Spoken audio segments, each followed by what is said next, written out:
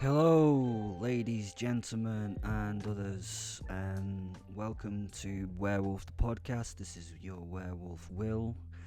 We're currently doing lots of episodes, and I think we're on 142.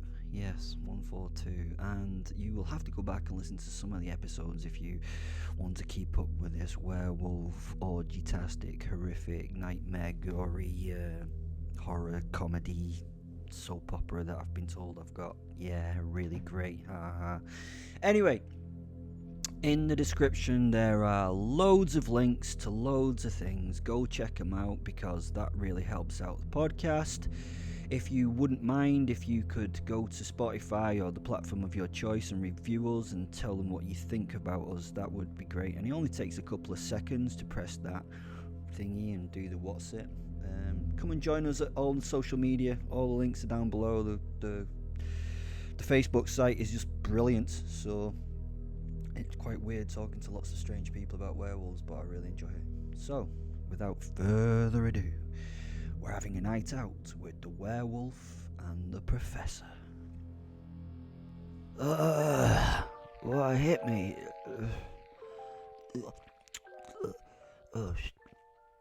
Something's died in my mouth. What happened? Who ran me over? Am I dead again? Am I back in hell? 'Cause this is shit. Hangovers. I don't do hangovers. I don't do memory losses of nights. Yeah, so, okay, it's time to sober up. I was in a bed. I didn't open my eyes, but yeah, definitely a bed. Face down. The pillow was a bit damp from the saliva that had run from my mouth as I slept in a sort of alcoholic haze, I suppose. I was nicely snuggled in between two warm bodies. It was cozy, and they smell good. The smell of post-sex was in the air. Fen was close, and that comforted me.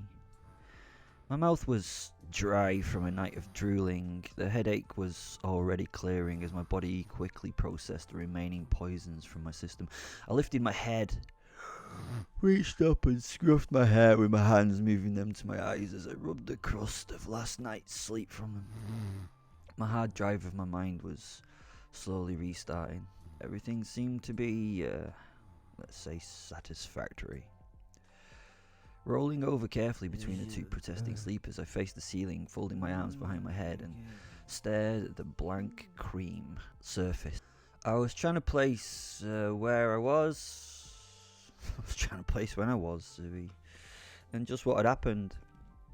The waft of a body odoured armpit assailed my nostril for a moment, but I smiled as I looked to either side of me. It seemed that the smell had been a worthy result of some hard work.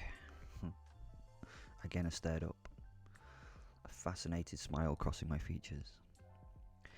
Now, what the fuck had happened?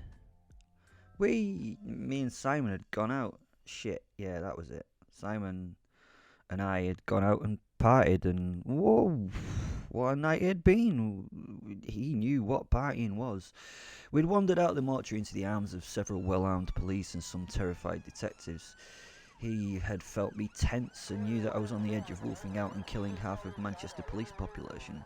To stop this from happening, Simon had firmly passed his car key to me while he pushed the button up the key to open the car. He nodded towards it, allowing me to see the flash of the indicators at its opening. This was his way of telling me to go get in it without verbally, telling me to go in and go get in it. He smiled as I understood the command. He then turned to the important, very ranty folk. I got the idea that he would need to sort some shit out before he could continue with this evening's festivities. I wandered over to the car in a sort of newborn daze. Yeah, you need to go back and listen to the episodes. People just ignored me, and I don't like being ignored normally, but in this circumstance it was perfect. The police had been cordoning off the area, and guns and anxiety and fear filled the air as usual. And, to be honest, as usual, this completely fed my ego. I watched as helicopters flew in, army personnel were being brought in. It was really exciting. It made me feel good because the reason for all this was, again, me! The panic that was being created was at the thought that at any point, I would be coming out of that building and they would need to be able to deal with a big fuck off werewolf. It was just tempting to give them the beast to see what they could do about it. The great wolf soul walking next to me paused and gave me a look that in our world was his expression of I suppose it's the hard no. As I passed two very heavily armed police folk, I sort of giggled. They looked at me in a somewhat concerned manner as I felt shifty and broke eye contact and continued my journey to it was a little shitty white Fiesta. This could be his car, no fucking way. It was the first time really I'd been disappointed with Simon. I opened the door and got into the passenger side of right. This wasn't what it pretended to be. This was a fucking race car.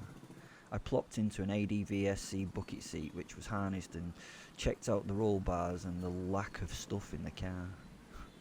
Lack of stuff in the car meant it was lightweight. The tinted windows had hidden the reality of what was not a car. It's a spaceship. The driver's side had a highly personalised Momo steering wheel and a long gear stick into a sort of short shift box. It was a sign that whoever drove this was, not only an experienced racer, but probably a really good one. No way. This was proper exciting. Simon was a boy racer? Nah, this was no boy racer setup. I mean, this thing looked sort of internally like it could have done real rally stages. Oh, life just got so much fucking more fun. As usual, Fen was moaning though as the back had nothing in it.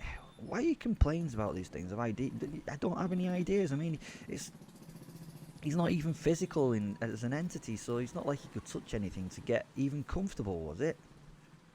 I laughed in the warm bed right now at the memory, and the person to my left grumbled and wiggled before going still again. I waited for her to go quiet before I resumed my search of my memories, and then wiggling down carefully between the two of them a little to get a little more comfort, I started to remember more. Simon eventually got back to the car, and as he got in, he threw the suitcase in the back and sat down, exhaling a great sigh of relief. Well, they somehow bought that spurious nonsense, he told me before pushing the start button and letting the small beast of an engine burst into an over-revved burning life. We were surrounded by cars, vans, and all the accoutrements of the Manchester Uniformed Services. I looked around to see how on earth he was going to extricate his car from amongst all the others. And then he looked at me with a bold intention, and I caught his eye. Not being patronising here, old man, but you may want to tighten that harness a little. This is going to be rather invigorating.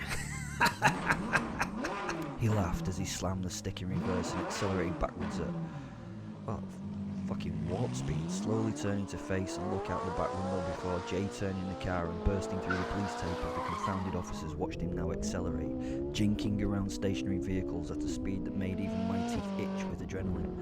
I was tense and held my breath. I held the seat even tighter as the digital dial touched 93 miles per hour on the central city street. Sorry about the rush, Will, but I need a drink. I think he was apologising for the manner of our quick escape. He didn't need to apologise for anything. This was fucking awesome. Back in the bedroom. God, I needed a drink. I slowly sat up, trying not to cause any disruption to the sleepers. It's not that I didn't want to bother them, it's just couldn't be asked by waking them up.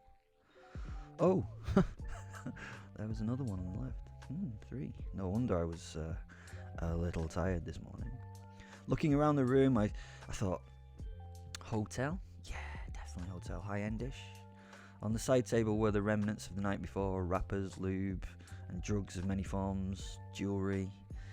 Empty bottles, glasses. The floor was covered in clothing, and two more partially naked women, I think, were snuggled up on one of the couches that were in the suite of this unknown place. I looked for something to drink, but the glasses and mess had, well, nothing. The champagne bottle by the bed was disappointingly empty on shaking it. There was nothing right now I would entertain by, putting it in my mouth. I carefully shimmied my butt down the groove between the two sleepers and stepped off the bottom of the enormous bed. I turned and considered the now uncovered night's companions. Beautiful. Most people have, sort of a after-party regret, the horror of the mess, the anxiety of the awkward conversations in the morning where you discuss the mundanity of things like breakfast after doing the audacious and the downright degrading hours earlier with someone who was called... what's your name again? I smiled. This morning was going to be entertaining too. The girl on the left reached for the cover I'd removed from her and I replaced it, and she snuggled into it in relief, and I laughed. Fucking hell, that was a night, said Fen as I stood before him in all my glory, stretching and yawning whilst raising my hands to the ceiling. You were proper wasted, he laughed. I nodded and smiled at the wolf. I regret nothing. Yet, I told the wolf. Oh, you bloody will, he replied. I smiled and wandered to find the bathroom, scratching the right cheek of my ass to find a glass of six of water. I was sitting on the loo for a sit-down wee. I deserved it. Whilst I filled the glass on the sink with water and sipped it several times as more of the night came back. We'd travelled in the car for a while and we'd not really said that much. We went from city to countryscape in the darkness. The professor drove at hyperspeed but in complete control. It was intense and we both enjoyed it. So many close calls and sketchy moments kept me wide awake. Where are we going? I asked the man, now slamming down the gears. We are going to Faeton, he shouted over the engine roar. Are you familiar? I'd never heard of it, but the wolf voice in my head punctuated the idea with a grumpy snort. No, I told him I've never heard of it. Ah, well, you're in for a treat then. Let's say this place is sort of on what some would say are the boundaries of the worlds. Only the magically, blessed can be, entertained there. It's the place where the poet finds the muse, the great writer gets the spark of a premise, and the weird and wonderful get to be weird and wonderful without judgment. As I smiled, I saw a terrified bus driver slam on his brakes as we cut him off at a tricky corner and hit a roundabout at a speed that should have had us upside down, ploughing a furrow through the field of cows to our left. Coming off the same roundabout, a Range Rover jinked, slamming on its brakes so hard that the hazard lights came on as we floated past millimetres away from it, grazing its bodywork. Simon laughed out loud as he wrestled the steering wheel back under some level of control.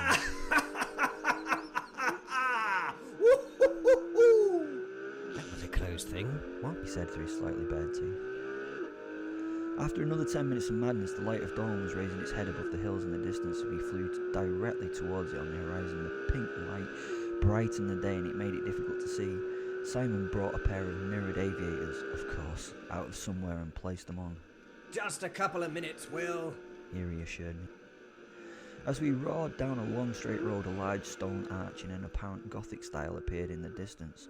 The sun shone through it like a beacon, and he accelerated to what I can only say was insane fast on such a single track road. If anything had been coming the other way, God help him. Hold on, he said. This can often be a little bit bumpy, he continued, before bursting through the arch into a dark courtyard where he slammed on the brakes and the car slew sideways over a gravel surface before stopping in a momentary wave of spat stone before killing the engine and letting the vehicle recover its poise on its modded suspension. It was now tranquil as the engine cooled, ticking like a metal beast, as it does as it shrinks back after becoming superheated. The man undid his harness and turned to me. He was waving an arm towards the view from the windscreen. Welcome to the fabled Faeton, he said. Then reaching a finger forward, he tapped the boost gauge and looked disappointed for a moment. He looked at me. Did the manifold sound off to you? He asked seriously. I looked at him in a state of a lack of knowing anything about that. He looked back at the boost gauge, tapping it. Yes, I think so too, he said to himself. After standing and flushing the toilet, I turned to the shower. I started the water flowing, letting it run for a while as I checked myself over in the hotel mirror. It was floor to ceiling, and yes, of course I enjoyed the view. As you know, I'm a narcissist, so the picture revealed only pleased me. I did look a little more beastly, but in a beastly good way. As I entered the shower, I tried to think about what had happened after we had arrived in Faeton. Well, in this case, landed in Faeton. When we'd landed, yeah, you heard that right, landed, we'd been in a courtyard that had been unlit. Yeah, you heard that right too, courtyard. And there'd been no signs of anyone or anything else. The professor smiled as he got ready to climb out of the car, and he checked himself in the rearview mirror and asked if I was ready. I opened my door in response. The courtyard was not empty, it was full of people? I didn't get out of the car. I sat right back down and closed the door to look out the car window again. The courtyard through the passenger window was now dark and empty. I cracked the door open once more and peeked through the crack. I heard the music and the laughter and saw the light and saw the denizens of the place wandering around. Simon had now finished his self-perusal and again smiled at my confusion. If it's of any comfort, old chap, I have no idea why that happens either. What I will say is this place is not right. If you try to understand it, you'll probably go loopy. I'd suggest that if you can, you just suspend your ideas of what reality pertains to be and just go with it. I can promise that if you do, you'll have an experience that will be, at worst, unequivocal to any other. Now I need a drink. They have some of the finest vintages of red in the cellar here, and Bosworth knows his malts. He looked at his watch. Oh, and karaoke begins in 10 minutes. That's a stroke of luck. Back to the shower, which was now rushing over my body, and washed the impurities of the night away. We must have been in a very posh place, as the provided toiletries were bottled in a very high quality, although I must admit that the running theme of peach scent was not a particular favourite of mine. It was fresh, and I'm sure I'd feel better for it. Oh yeah, where was I? Oh, in a courtyard karaoke? As I stepped from the car, I felt the warmth of the summer night and the smells of cherry and apple blossom in the air. We were in the courtyard of a vast castle. I mean, like, huge. This was like Hogwarts on steroids. The professor was outside the car now and waiting for me to join him. The population of the courtyard was, well, all shapes and sizes and constructions. I would go into detail, but God, let your mind do some of the filling in. Think traditional fairy folk of lore from all around the world and transport them to the courtyard of Hogwarts. That's why we have films, isn't it?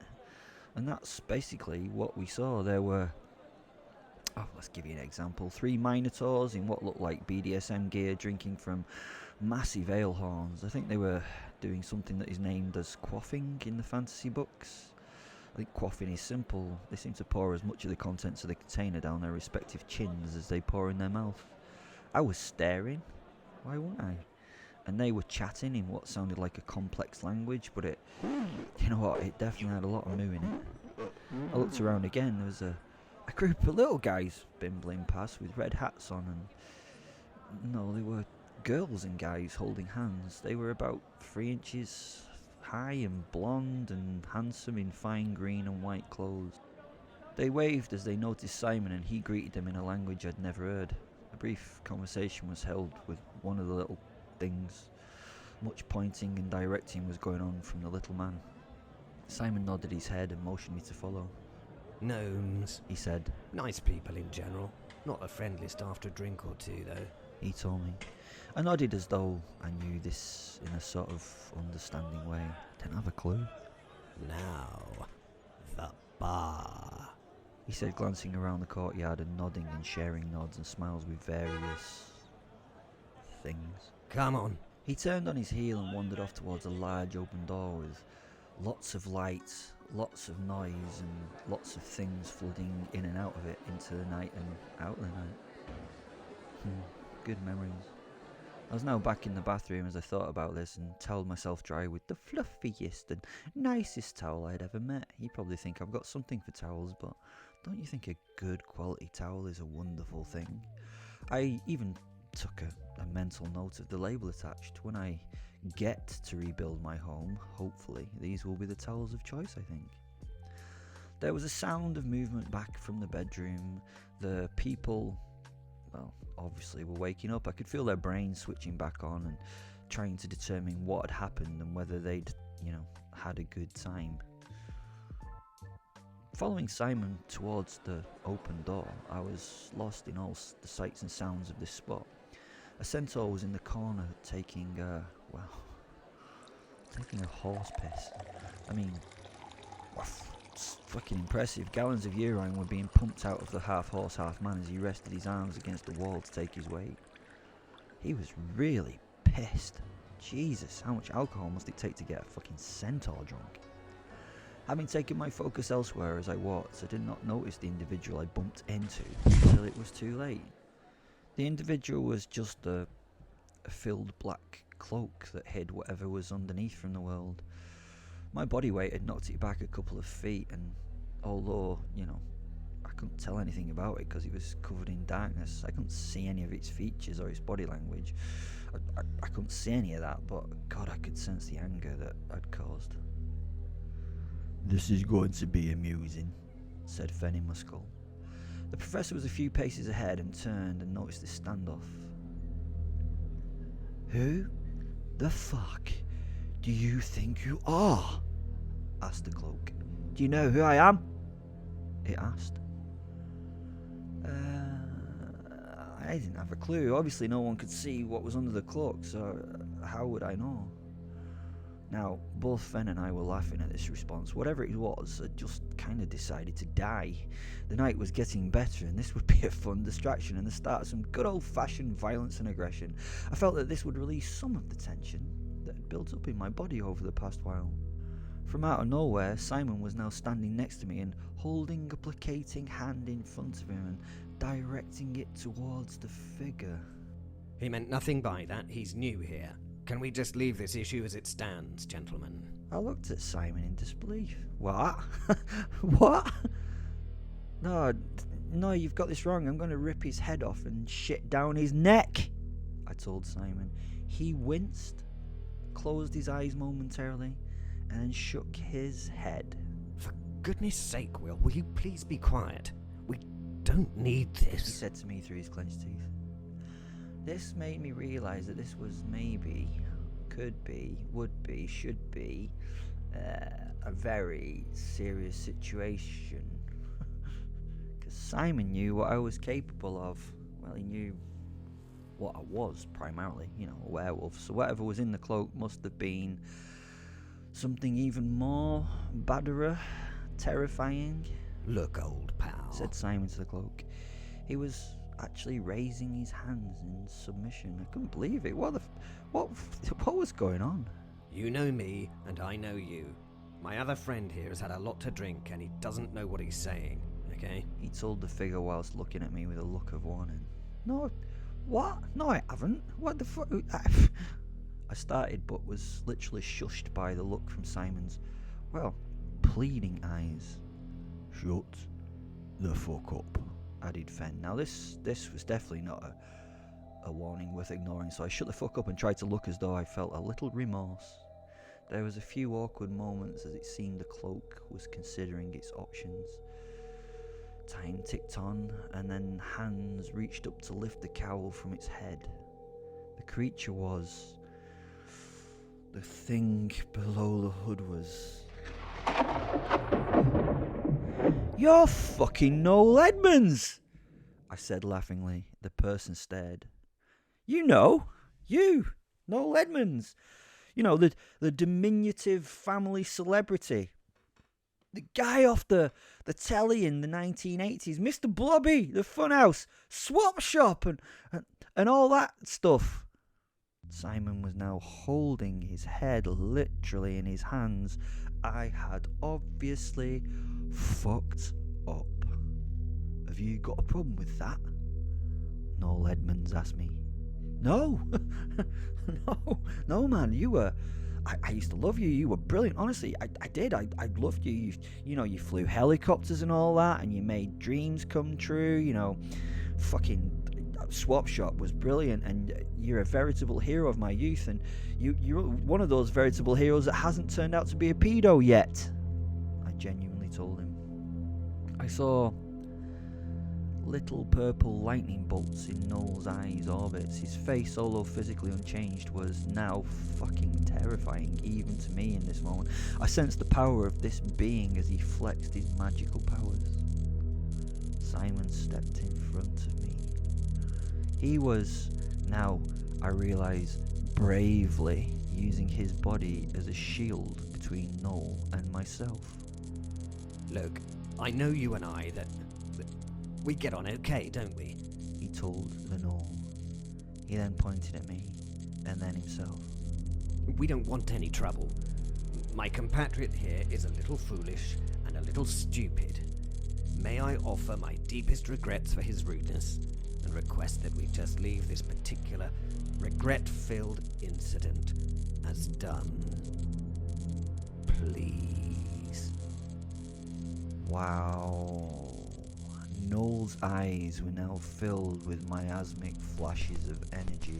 His form expanded and grew. The cloak, it flew up into gargantuan wings as his body enlarged to fill the courtyard. Heat and light boiled off the creature's ember-crusted skin. Its head became bull-like, but flames leapt from gigantic black horns that sprouted from that bovine skull. The skull was peppered with multiple eyes, and they were black and slit-like. Dark smoke rose from them into the night. I stood gobsmacked, to be honest. The stench of death and sulphur assailed my nose. It was... Ah, fuck, said Faeton. Then it was gone. The monster had shrunk back into the diminutive man. He raised his hood again and turned and just stalked off into the night. The sense of relief was palpable. The monsters and the things of the courtyard that I hadn't noticed now relaxed and returned to their night's work. Simon turned towards me. Now you listen to me, young man, and you listen good. How can I put this place in terms you may grasp? I could see him think. This place is full of almost infinite power. Yes. That's how you would understand it. And some things here are so powerful, they make him... I pointed to the sky. Him up there. They make him nervous. He paused and calmed himself. So, may I request that you behave like a gentleman this evening? I wish to have a good time. Get drunk. Share a night with another much like me. I don't want a night fighting the horrors of the world. He'd been really kind to me and stuff, so I was properly admonished and hung my head a little. Of course, Fen found this funny. Simon set off against the door. This time I followed as though I was a scolded child. In this case, I felt a little as though I was. I have to be honest, Simon had annoyed me a little. This had been noted, but Fen had also been on my case, and I knew that I really should listen.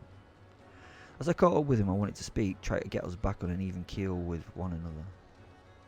That was Noel Edmonds, the TV presenter, I told Simon. Yes, it was.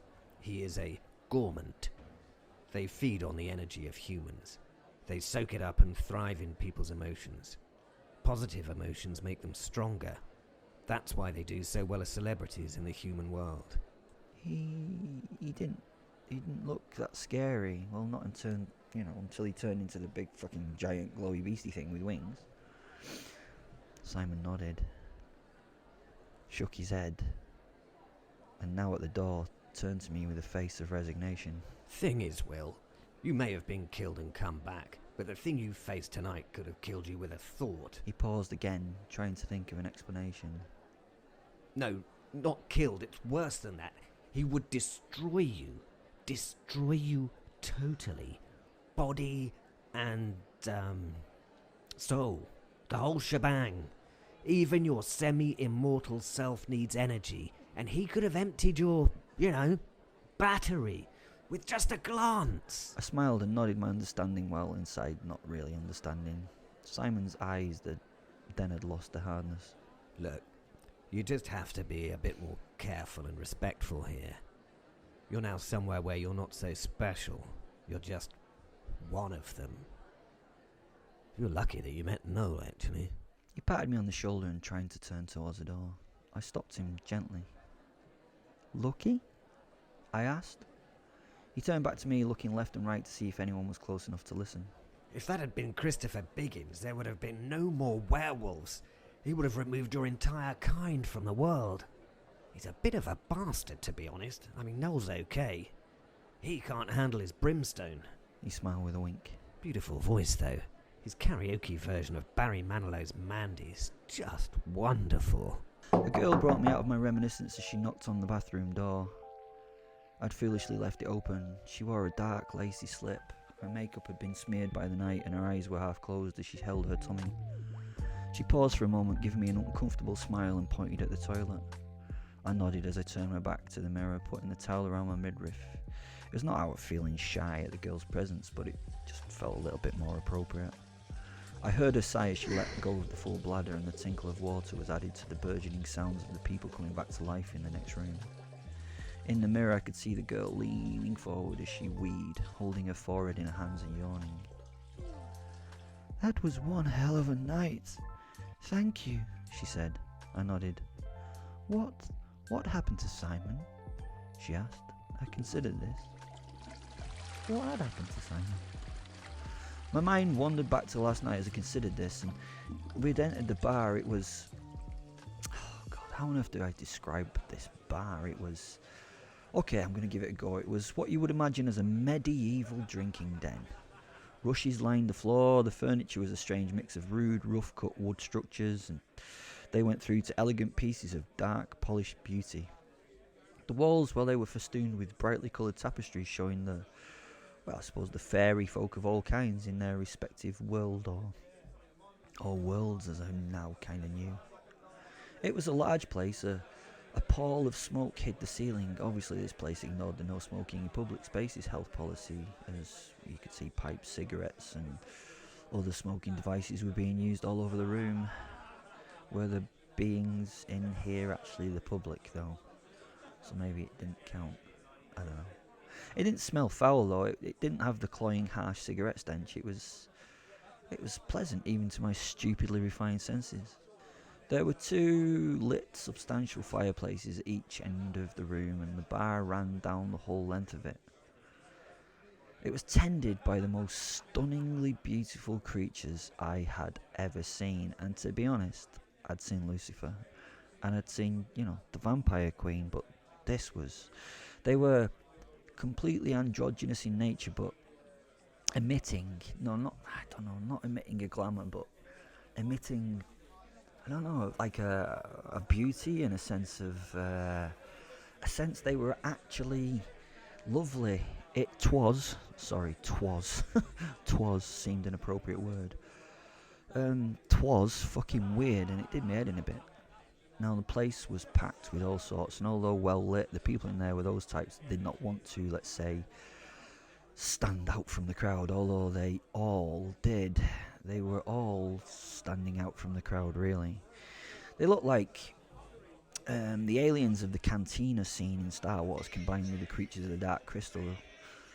If you've ever played D&D, then hey, don't judge me. It's a fun game. God, what you like? Then, if you'd ever played D&D, then this would be the part where the over-exuberance of the games master would really help. However, getting the fucker to stop describing the things in here may be difficult. Next to one of the fires was a stage, and on the stage were two hags singing some song actually very well. It was weird, but the modern karaoke machine and the giant TVs that gave you the words of the songs were actually the most bizarre things in the room. They were so out of place. Now, Will, Fen, He spoke to us both. it's time to have one hell of a night. We squeezed our way to the bar, and one of the beautiful people floated over and greeted Simon with a small kiss on the lips and a wink. Ah, Fliss, yes. This is my friend Will. The girl looked at me. Her blink was 2 winks. Her left eye followed quickly by the right. It was enthralling. She then looked at the wolf soul and nodded again. Have you got anything special in the way of whiskey? He asked. She nodded and raised a hand to the sky. A bottle flew from the top shelf to her raised hand. 2 cold tumbler glasses appeared on the bar with a flash, and she placed a small porcelain jug next to them of what I assumed was water? I don't know. Simon turned the label of the bottle for our perusal. It wasn't really a bottle. It was like a black decanter-looking thing. There was no label. It was beautiful to look at. The excitement was evident on Simon's face. He was slightly enthralled, and not by the beautiful girl. He momentarily met that girl's eyes, and I could see him just mentally thank her. Ah, the Glenturret, 50-year-old. His face was passive but smiling.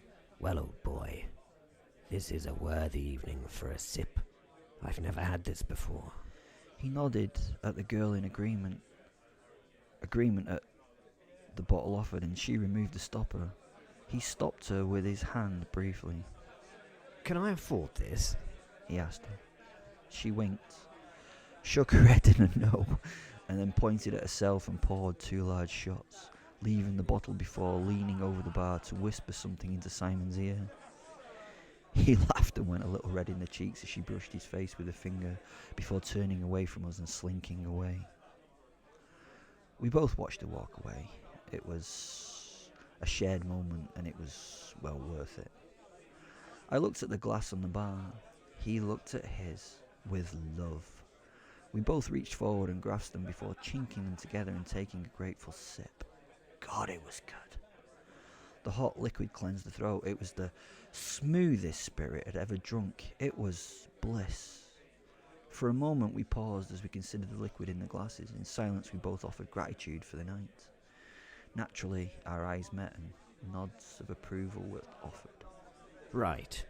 I've not actually had a night off for some few decades now, so may I request a forestalling of all hostilities for the evening? If they have to resume tomorrow, that's fine, but tonight we make merry and celebrate life. I raised my glass to the toast.